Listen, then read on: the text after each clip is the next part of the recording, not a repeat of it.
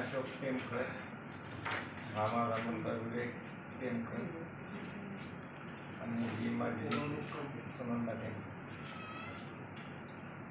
आम्ही आज विवेकची DNA taste करण्यासाठी आलो होतो.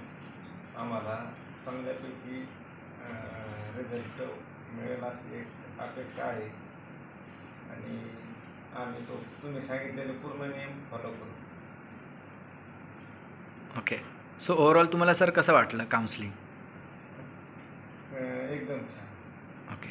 तर वाटते तुम्हाला याच्याने तुम्हाला तुमच्या विवेकला फायदा होईल? हो, 100% फायदा होईल. ओके. मॅडम तुम्हाला कसं वाटलं? मला पण चांगलं वाटलं. त्याची त्यांनी ऐकलंय ते सगळं तो फॉलो करील हे पण माझं. ओके. म्हणजे जे मुद्दे आपण जे सांगितले ते तुम्हाला पटले का? हो. ओके. ह्याच्याने वाटते त्याला फायदा होईल भविष्यात त्याला काउन्सिलिंग करून? हो, फायदा होईल. ओके. विवेक तुला काय वाटतं बाळा, तुला फायदा होईल का याचा? काय काय करायला सांगितलं आपण? म्हणजे बाहेरचं खायचं नाही. बरोबर. परत हुशार मुलांमध्ये राहायचं. बरोबर. अरे वा. अजून? क्लास कोणते लावायला सांगितले? क्लास म्हणजे वक्तृत्व स्पर्धेचं स्पर्धा लावायचं, म्हणजे क्लास लावायचे त्याचे. बरोबर. परत गाण्याचे म्हणजे क्लास म्युझिकचे. बरोबर. राईट. स्पोर्ट्सचे. राईट. हे आपण सांगितलेत ना. आणि जी गोष्ट आपल्याला जमत नाही ती किती वेळा करायची? 5 वेळा. म्हणजे जिथे आपण वीक आहोत ती गोष्ट काय करायची?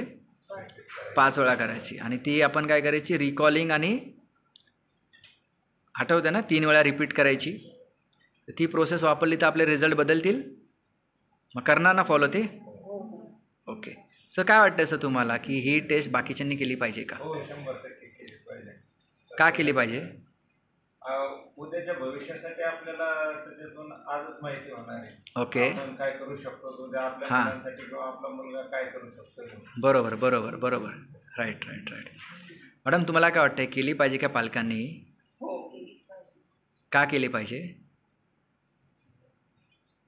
उद्याचं भविष्य आज जर कळत असेल तर ती करायलाच पाहिजे ना. बरोबर. राईट.